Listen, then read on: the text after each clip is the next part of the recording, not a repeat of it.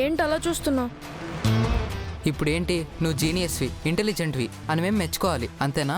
My dear brainless brothers, నన్ను ఎన్నెన్ని మాటలు అన్నారా? నేను చీటర్నా, లయ్యర్నా? నా మాట బుజ్జమ్మ నమ్మలేదా? నన్ను పురుగులా చూశారు కదరా. ఇప్పుడేమైంది? బుజ్జమ్మ నా మాట నమ్మింది, నా మాటకి కన్విన్స్ అయింది. తనకి నిజం తెలియలేదు. That's my talent. Don't under estimate మీ.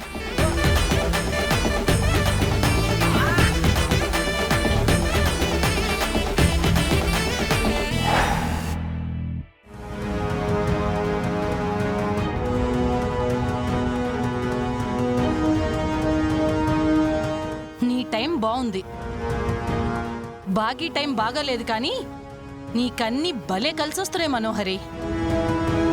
నీ గురించి రణవీర్ నోరు విప్పట్లేదు, నీ గురించి అన్నీ తెలిసిన బాగి సాక్ష్యాలు లేవని సైలెంట్గా ఉంది. అరుంధతి మీద ప్రేమతో అమరేంద్ర నేను ఇంట్లో ఉండనిస్తున్నాడు. త్వరగా ఏదో ఒకటి చేసి నీ కూతుర్ని కనిపెట్టి రణవీర్కి అప్పగించి కలకత్తా పంపించేసేయ్. అంతటితో నీ పీడ విరగడైపోతుంది. ఆ తర్వాత అమరేంద్రని పెళ్లి చేసుకొని బాగీని బుజ్జమ్మని ఇంట్లో నుంచి గెంటేయ్. ఆ పిల్లల్ని కూడా అమరేంద్రకి దూరంగా పెట్టు. అమరేంద్రని కూడా కొంగును కట్టేసుకో. రాతోడిని కూడా పనిలోంచి తీసి. ఏంటి చంబా, ఈరోజు చాలా ఫ్రస్ట్రేషన్లో ఉన్నావు? లేకపోతే ఆ బాగీ నన్ను ఎన్ని మాటలంది. ఆకాష్ కిడ్నాప్ అయిన రోజు రాతోడు కూడా నన్ను నాన్న మాటలన్నాడు. నేను నీకన్నీ చెప్పలేను. నా మీద పంచులు వేశారు. వాళ్ళెవ్వరూ నీ ఇంట్లో ఉండకూడదు మనోహరి. నా ఇల్లా? అమరేంద్రని పెళ్లి చేసుకుంటే అది నీ ఇల్లే అవుతుంది కదా. నాకు బాగానే బూస్టింగ్ ఇస్తున్నావు. నీ శాలరీ డబుల్ చేస్తాను చంబా. బోడి శాలరీ ఎవరికి కావాలి? నువ్వు అమరేంద్రని పెళ్లి చేసుకున్న తర్వాత నాకు ఆస్తిలో వాటా ఇవ్వు చాలు. ఓ, ఆస్తిలో వాటా కోసం ఇంట్లో ఉన్నావా? లేకపోతే నీకోసం ఉన్నాననుకుంటున్నావా ఏంటి? అలాగే చంబా, నువ్వు చెప్పింది జరగాలే, కానీ నువ్వు కోరింది ఇస్తాను.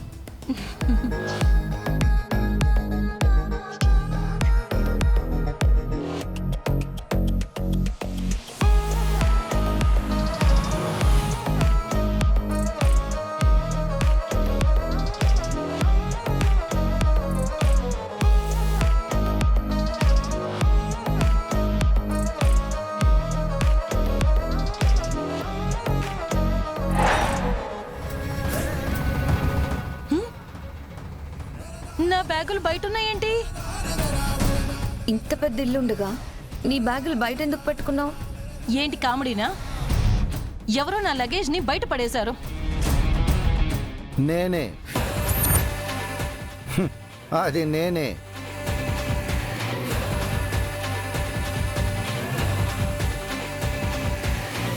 నువ్వా? ఎందుకు పడేశావు?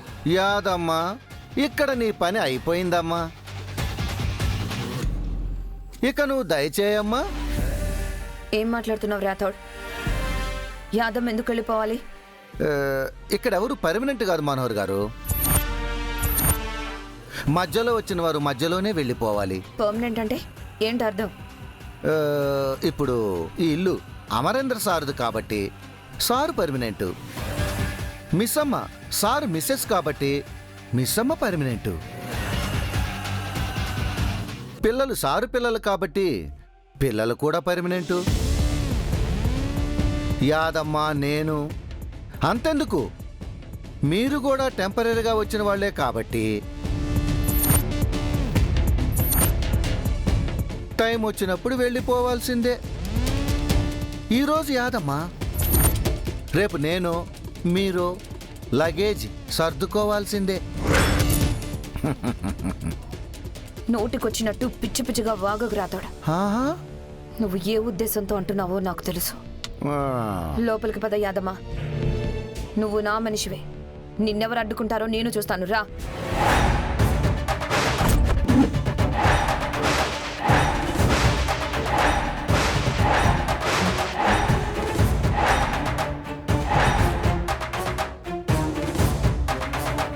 బాగా అడ్డు తప్పుకో. యాదమ్మని లోపలికి వెళ్ళనివ్వు. సారీ మనోహరి, యాదమ్మకి ఇంట్లో ఎంట్రీ లేదు. అది చెప్పడానికి నువ్వెవరు? నేను ఇంటి యజమానిని, అమరేంద్ర గారి భార్యని. అది ఒకప్పుడు, ఇప్పుడు కాదు. అప్పుడు ఇప్పుడు ఎప్పుడు నేనే ఆయన భార్యని. This is my identity, this is my licence. ఈ సాక్ష్యాలు చాలా, ఇంకా ఏమైనా కావాలా మనోహరి గారు? నీకు ఈ ఇంటికి అమర్కి ఏ సంబంధం లేదు బాగే. నేను రానిస్తే నువ్వు ఈ ఇంటికి వచ్చావు, నేనుండనిస్తేనే ఈ ఇంట్లో ఉంటున్నావు. ఇక్కడ నీ జీవితం నా భిక్ష. మనోహరి మనోహరి మనోహరి, ఎన్నిసార్లు చెప్పాలి నీకు?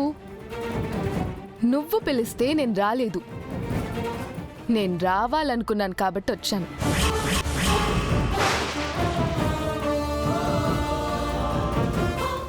నువ్వు ఉండనిస్తే నేను ఇక్కడ ఉండట్లేదు, మళ్ళీ నా భర్తతో కలిసి ఉండాలనుకుంటున్నాను కాబట్టి ఇక్కడ ఉంటున్నాను. ఈ ఇల్లు నాది బాగే, అమర్ నావాడు. ఇదంతా నాకే సొంతం. నువ్వు మమ్మల్ని కలుపుతానని వచ్చావు, మాట తప్పి మాట్లాడుతున్నావు. నన్ను ఆయన్ని విడదీసిన నిన్ను క్షమించి ఆయన్ని నిన్ను ఒకటి చేస్తానని చెప్తే నువ్వెలా నమ్మావు పిచ్చి మనోహరి?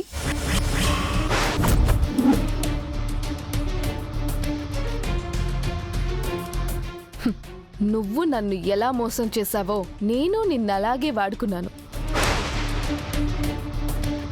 కుక్క కాటుకి చెప్పు దెబ్బ అంటారే, సేమ్ టు సేమ్ ట్రీట్మెంట్ నేను నీకు చేశాను.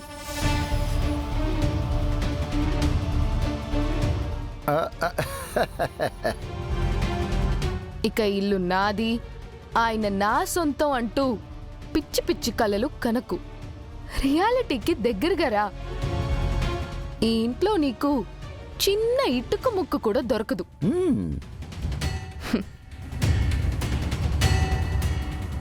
నువ్వు ఇంకా ఇక్కడే ఉన్నావేంటి యాదమ్మా? రాతోడు చెప్పాడు కదా, నీ మూట ముల్లే సర్దుకొని బయలుదేరు. బయలుదేరు బయలుదేరు, అసలే పొద్దుపోయింది. అది నువ్వు చెప్పకూడదు. యాదమ్మని వెళ్ళగొట్టే రైట్ నీకు లేదు. మిస్సమ్మకు రైట్ లేకపోతే ఇంకెవరికి ఉంటుంది మనోహరి గారు? ఈ ఇంట్లో ఏం చెప్పినా అమరే చెప్పాలి. ఆయన వచ్చి గెట్అవుట్ అంటే తప్ప యాదమ్మ వెళ్ళదు అన్నమాట. అయితే సరే. ఏమండి ఏమండి